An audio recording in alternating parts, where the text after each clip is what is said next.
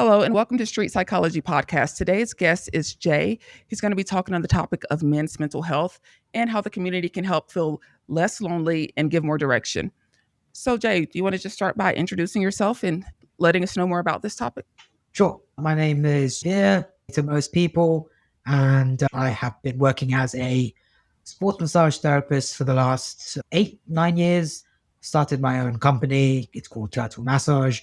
I'm a combat sports practitioner, boxing and jiu-jitsu, a little bit of MMA, and I would like to talk about the side of my life that was low and where I have come from and what I've incorporated in my life to make it better. And in terms of also helping other people from my practice as a therapist, as a sports massage man, and how people tend to speak to you when you're comfortable and happy. What was basically a point that I wanted to get on to the podcast for was to talk about men's mental health and the help that's out there for them is very interesting, especially right now with the rise of so many controversial voices, such as Andrew Tate and all the offshoots of him, have really started to affect young men negatively because he talks about how you can only be a man in a very certain way. And that's what young men are really suffering with because if they're not hyperly, they force themselves to be that way in terms of making them more and more unhappy, and they're deemed as lesser if they are that way inclined. And going into combat sports, you see it very often now. I've been doing it for 11 years, and the recent rise of young men coming into it, they almost come into it wanting to prove that they're men, and that makes them more prone to injury, more prone to pissing off the wrong people, and that shortens their lifespan in combat sports. But if you're rude or mean, that definitely heightens it more. So what I do is I really talk to men and I ask them to not about their feelings, but what they're going to do to overcome those feelings of loneliness. You must also see it as when you speak to young men. What have you been coming across in recent times? Am I speaking sense or is it crazy? Oh, it's absolutely not crazy. It's very common. I feel like it's always been, and even more so today with the messages being sent in the media. I agree that men feel the need to be more masculine than ever. So there is a struggle for men to express themselves, to feel vulnerable in the world, and to show anything less than masculine traits. Absolutely. I see that every day. But I'm not saying masculinity is a bad thing, because a lot of it is also the rise of the terms toxic masculinity. And then you've got the angry who go, what's wrong with these people? If I open someone's door, am I being a toxic masculine? If I want to fix a car, am I a toxically masculine? If I want to fight, am I toxic? You're not. None of those things make you toxically anything. And you need to be allowed to do stuff without labels being put on hobbies. If you like to knit, go and knit. It's not a masculine or feminine hobby. It's just if you like to sew, that was a skill that all people in the armies had, still do. They still have to sew on buttons, and we've given traits, masculine and feminine traits, to tasks such as cooking and cleaning. Like a hobby you enjoy, it might be like dance, but now suddenly you're feminine if you like dancing. Yeah. Or you like playing the violin. Or you can play it in a manly way. The Russians play it really manly. What are you talking about, man? So that's what I'm coming across is men open up. They say this a lot. Oh, girls won't respect you if. Guys won't respect you if. So that's where I'm sitting on right now, where we're all unhappy, but we've got given these algorithms that control our space and we're not allowed to get out of it. Okay, so just to make sure I'm following 100% with you, you're speaking more about the gender roles that society has placed on us. Not really. I think gender roles is something that happened because of the circumstances we were in the olden times, where men would go to work and women would stay at home and be looking after children. So both need to do all tasks. Not gender roles. What I'm trying to say is more so boys should play with trucks, girls should play with Barbie dolls, that type of thing. No, I also believe that we're naturally inclined to do things. I'm Okay. naturally more inclined to play an action man than I am to with a Barbie house. Do you see what I mean? Like when I was growing up, my sister had loads of Barbies, so I was given that. Rather than Barbies playing tea time, they would fight each other, or Ken would fight other Kens, just because that's what I like to do with figurines. Yeah. I think we've started doing a thing where we think if you're doing this, you shouldn't be able to do that. But you're saying you can be both. You can do a little bit of both without feeling bad about it. Yeah, Yeah. there's a balance. We all have masculine and feminine qualities. You shouldn't feel bad for having them, especially Mm. as a man. Because my analogy is if you and your girlfriend are together and she stubs her toe and she starts to cry, a man will go and hug her and be like, oh, it's all right. It's concern and love. You don't lose that love for your girlfriend. But if a man stubbed his toe and he began crying, the woman would classically get an ick. Mm. No, like the new term for it is that it's a bit weird. Why is he crying? Just stub this toe, just relax. So men aren't allowed to can't jump emotions so rapidly. They learn to control it Yeah. in a more masculine way. I'm hearing you say that translates into the world Mm. of boxing, fighting, and Mhm. it's causing more aggression. It's causing more men to feel like they need to prove themselves. Okay, so here's my issue with it. Aggression is good. In combat Okay. sport, you need aggression, but you also need to learn respect. You can't be throwing haymakers to a person that can knock you out cold and who's letting you work. But if you're a man that's been watching all these videos, like you got to be hard, you got to be able to take hits and get up, but your neck's not developed yet. Your brain, your muscles, your bone densities develop to a stage where you can take a haymaker from a fighter. But you walk into a gym and you think you can do that, you get hurt more often than not. Mm. You need to come in humble, learn, grow, train, but you can't come in thinking you're going to smash everything. If two young men fight each other like that, they'll end up really hurt. And older men don't want to fight with a 20-year-old hothead. So they'll just crush them. Like, and we'll just cook because we put all of our pressure into their chest and their rib cage and we make them gas. So they're tired because they're trying to just, I'm going to kill this guy. Why? I was the same when I joined. I came in, I sparred with a 20-year-old. I was 23. I thought, I'm going to kill this boy. He put me to sleep. But it humbles you. You want to learn this skill. But what I'm seeing more and more is that these young men come with very dangerous ideas of what it means to now be a man. And that's what we need to try and recover back. We need to have people teaching correct lessons without anger involved. Because what I'm Mm. seeing with the new leaders, the new social media leaders, they use a lot of anger to teach these young men. You mentioned someone earlier specifically who's doing this today. Yes, Andrew Tate or yes. okay. So Andrew Tate's quite a popular figure within the men's mental arena of fighting each other and dominating. And they talk a lot about alpha males and us being like wolves. Okay. We look at hierarchies. We look at how to learn from someone that's older than us, more ingrained in life, and has lived more than us. But we stop listening to people that make sense and that are trying to help us because they're not as entertaining. And you're saying we need to get back to the leadership with good influences.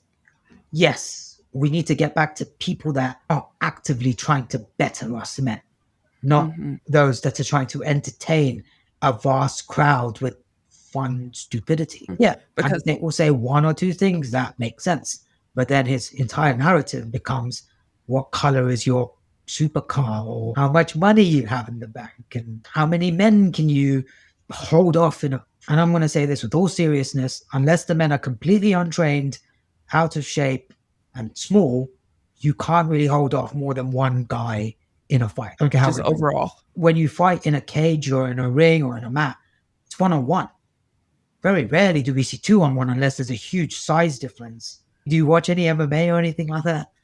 Oh, I used to love MMA. I have not watched it in around 3 years though. You know Eddie Hall? Eddie Ho? Eddie Hall, Hall, Eddie H-A-L-L. Hall. So he's this big powerlifter in the UK. He's a strong man. He competes with Brian Shaw. So he fought two really small men and he annihilated them. These men couldn't have been heavier than 60 kg. And Eddie Hall weighs in at 120 kg. So he's just tossing them.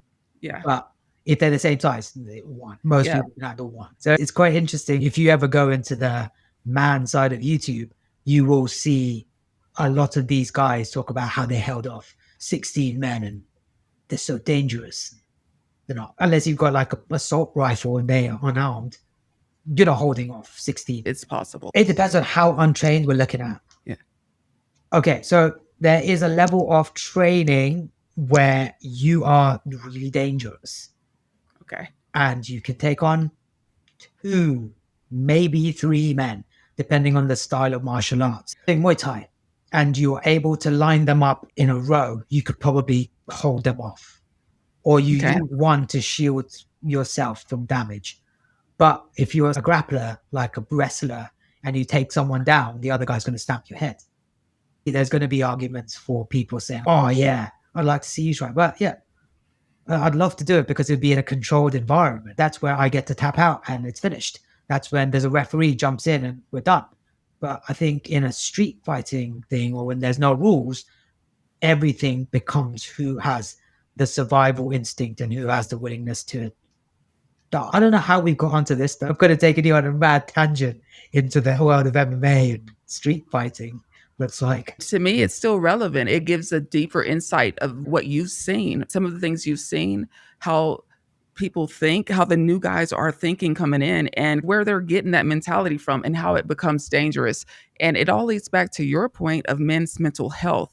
How did they get to that point, and how do they get back to a more comfortable state of mind? I think it's due to respect, right? When you respect no one, everyone's an idiot except your gurus, except the ones that have trained you to accept them as their really good person. That I've learned a lot from is my friend Jamie. He's a purple belt at our gym. He's taught me so much more about how to look after my finances and how to conduct myself as a man. He's a man in his 50s. And I really think that he's a very good example of what young men should be listening to. They should be listening to men like him and not the ones that are telling you to go out there and spread your seed and how many women have you, because that's your worth in their eyes. But then other men will be like, how much money do you have in your bank? Because that's their worth in their eyes.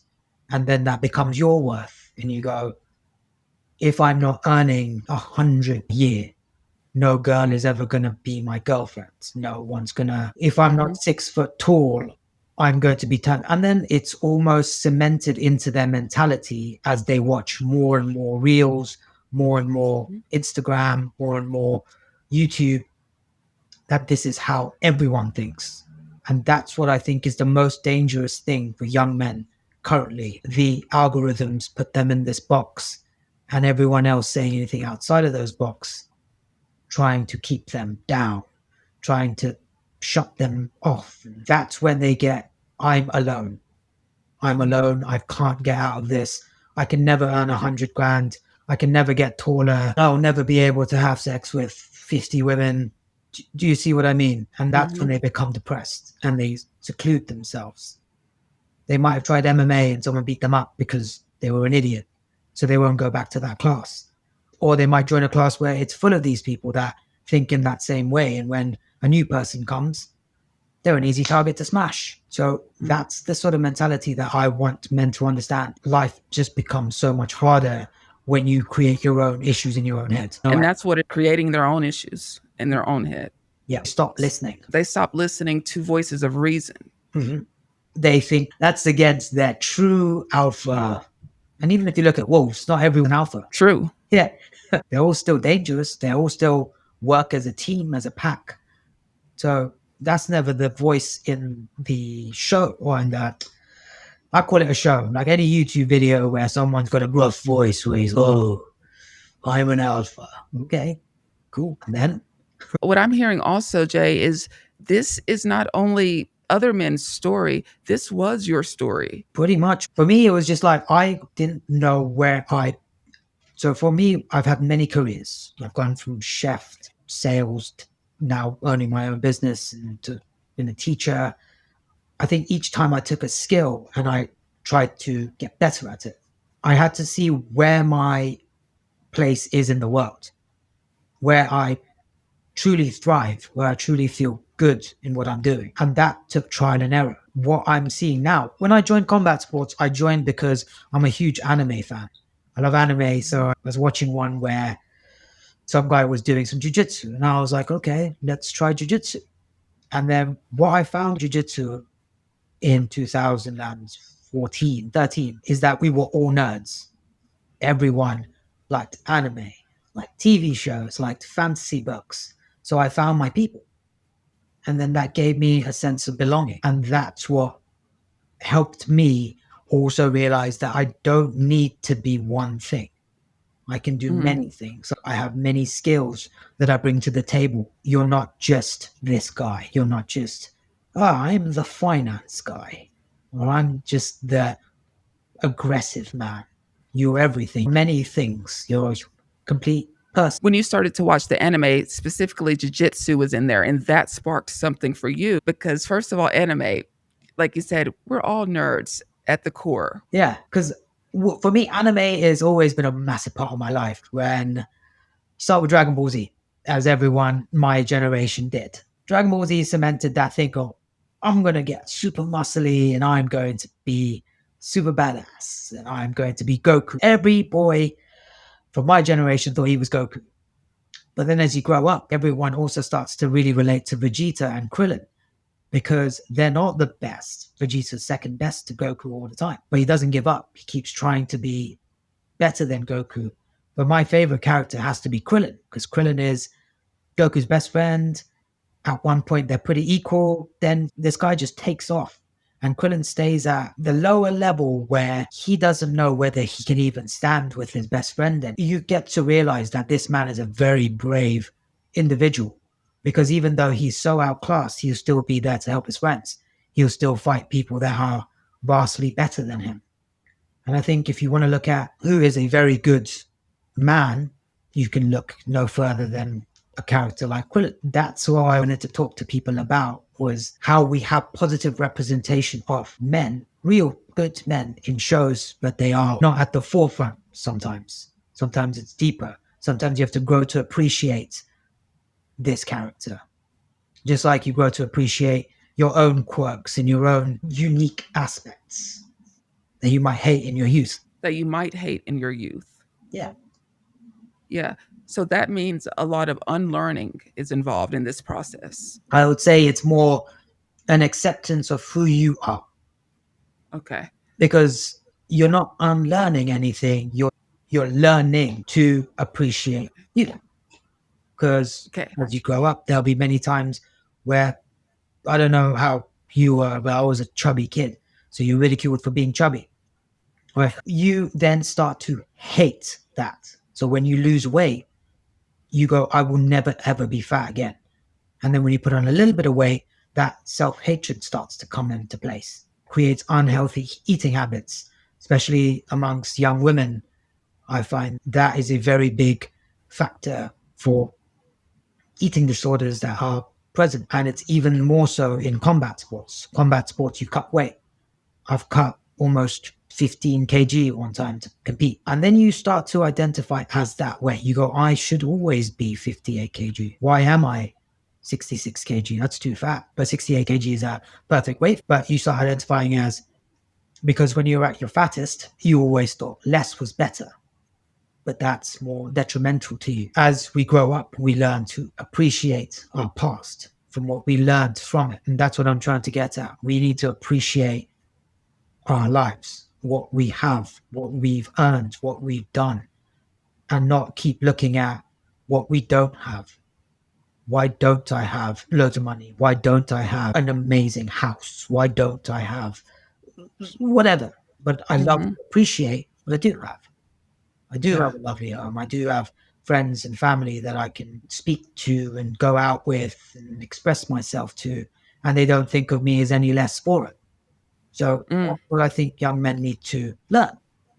You have a lot more than you are in your head about. Being grateful, being appreciative of what you have instead of striving to be something that causes more mental pain Yeah. than peace. It's easy to lose sight of what is going well in your life, what you have personally, what's unique to you, because you're striving to be this person that you're not, essentially. Yeah. I think there's a really psychologist. I'm going to say his name wrong, but he it's called Adler. Something Adler was coming up during the time of Freud and Jung. Hmm. What Jung did is he kept blaming the childhood, the parents, and there was blame put on it. While Hmm. Adler looked at, yes, you've been through all of that trauma, but what do you do to move forward from that? What do you do to improve your position rather than to stay in your position? And I think that's beautiful because I think right now, anyone who goes to therapy keeps talking about the past trauma. And a lot of times they forget that they have to move past it. They have to improve their position, not just dwell on it. Because Mm. what's past sadly can't be reversed. I'm sorry, you have been through that trauma. You have gone through that. But how do you improve your position from that? And that's what Adler practiced. Yeah, and I am familiar with Adler. I think of his first name. It's A, something with A, Adler, Alfred Adler. Yeah, That's it. there you go. Cool. Don't focus on your childhood trauma or anything like that because you can't change what's in the past. But what you can do is work on the now. Yeah. But you have to appreciate that you have been through that. There'll be points where those things poke you. Why am I so stressed in this environment that I shouldn't be stressed in? It's because you've been through that earlier. Then you can't dwell on it. You can't stop your life based on that. You have to go, okay, I've frozen in this position. So what can I do to not freeze next time? And does that start it by finding someone to support you through that? I think you have to respect people's views and take what is good, but discard what is unnecessary. We need to actively take in what was good and discard what you don't agree with. Some of my instructors, amazing jujitsu instructors, but not the best characters. So you don't take that aspect onto yourself. Some of my training partners were amazing at life coaching or at finance, but could be terrible at half guard. So I'm not going to take everything from them. I'm just going to take what they're good at and then throw away the rest.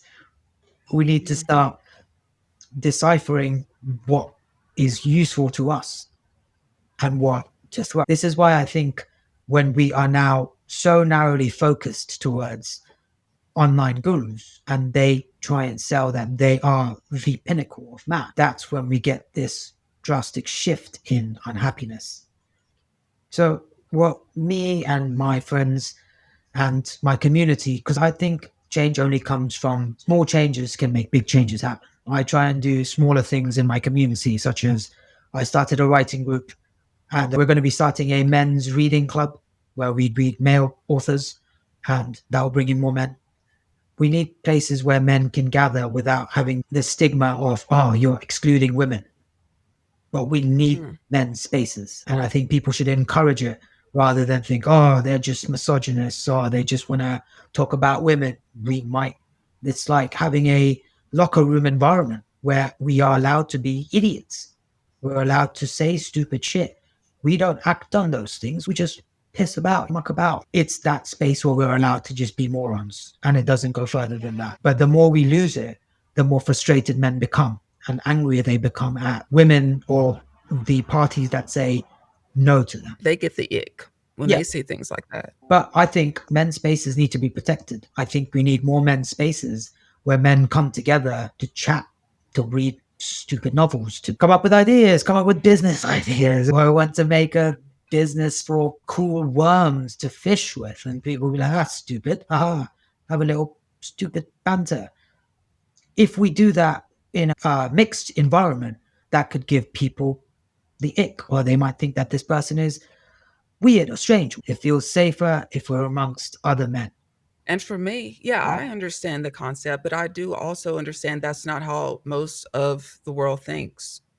They don't accept men for, first of all, being human, having human experiences. It is a restriction. And I can see how that could cause mental problems where you're living in between worlds, where you feel who you are, you know who you are, but then at the same time, you can't really express that Not at all. openly. I think I was watching a stupid video recently. I was watching a video about something called performative man, which is like this very well dressed man with a mustache, and he's drinking a matcha latte, and he's reading a Virginia Woolf book. And he's trying to flirt with women, but he's got no interest in Virginia Woolf. He's doing it so he is viewed as a better man that they can potentially be with. And Mm, that the performances, if you like those things, good, amazing, you're doing the right thing. If you don't like those things, don't pretend for the public. And I think that's what drives men crazy, because there's men that are pretending that they love combat sports, that they really enjoy trying to do something that they're not having fun with. You should be allowed to yeah, not like combat sports. You can play football, yeah. you can go swimming, you like that. But when every voice is telling them, if you as a man can't fight another man to that you're a giant pussy, that's when you get real sadness. I think every man should try combat sports. I think it's fun. I think if you have the right gym with a good environment, with wicked training partners that will teach you and take you under their wing, and you got this like brotherhood and even sisterhood, like we train with loads of women, it's the best thing you can do. But if you go in with a mentality that if you're not the hardest man, you are lesser, you will be. That's a good analogy of how it's happening in the world in general. At the end of the day, you will be lesser. And that's the worst place to be as a man, as any human, to think yourself lesser. If anyone goes out and they listen to Adler or read Adler, he talks about improving your superior self, not superior to others, the superior version of you. Me as a 5'5", 34-year-old man isn't going to be world champion of boxing. Can I be a really good boxer? Sure, I can. I can be the best boxer I can be. I might not be able to beat up prime Mike Tyson, but I can definitely do well in the gym that I'm at and fight people around the same weight, age, and ability as me. That's what he Mhm. talks about. Be your superior self. Don't look to blame your issues on your past, on your parents, on your bullies from when you were 7 or 8. Come on, get over it. It's hard. Don't get me wrong. Like, I understand. Yeah. So for you, how did you feel when you finally let go of all of that stuff? You just feel like you've just taken off another version of yourself and thrown them away. You go, finally, I can be me. I don't have to wear a mask of me. I don't have to be something that I made up.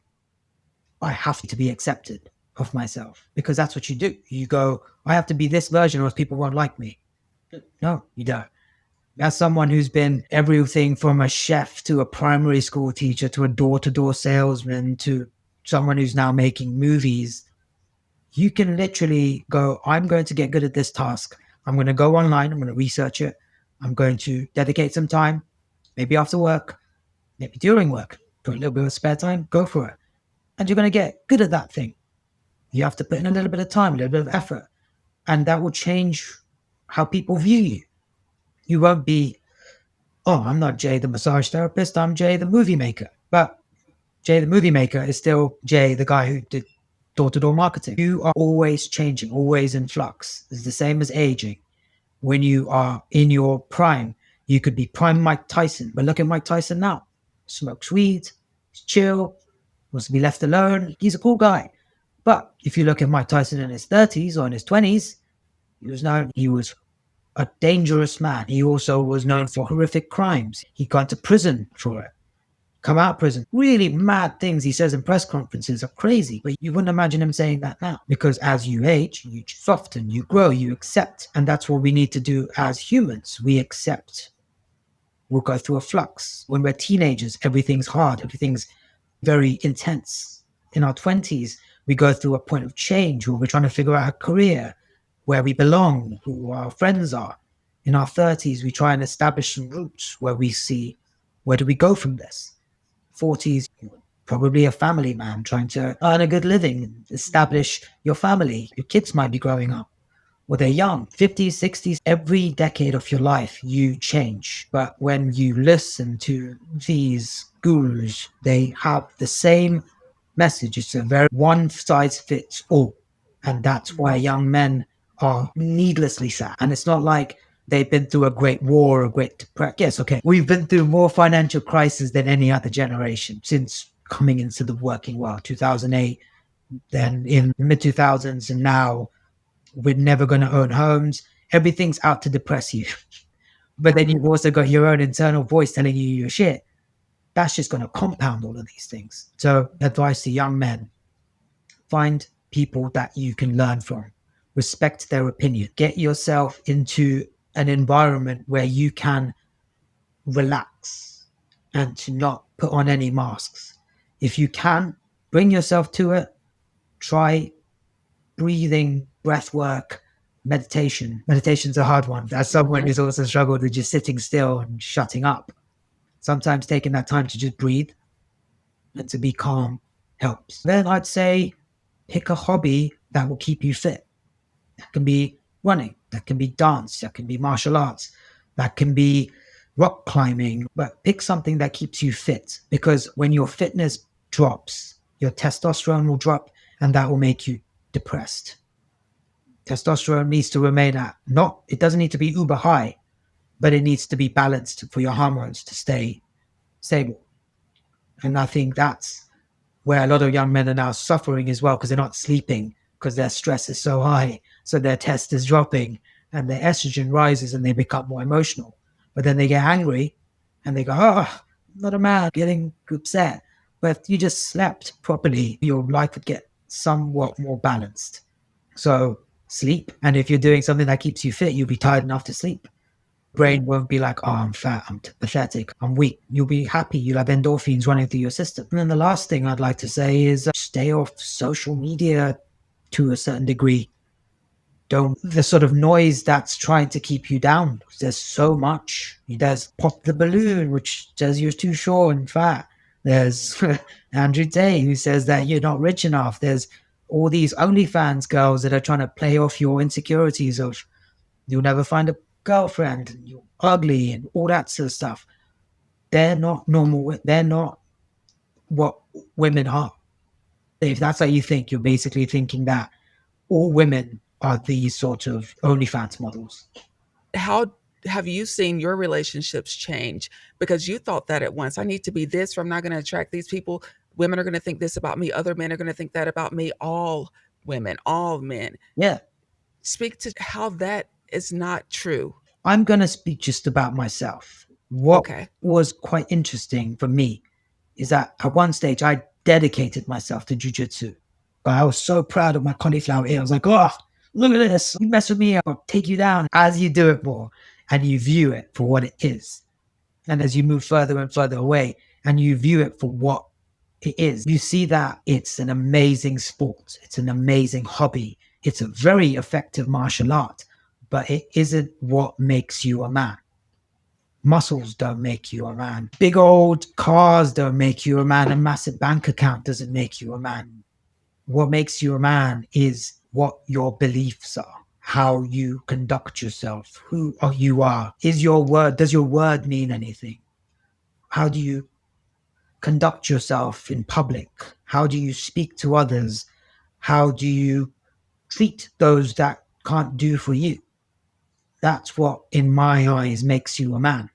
Yes, also being born with a penis and all the biology stuff as well.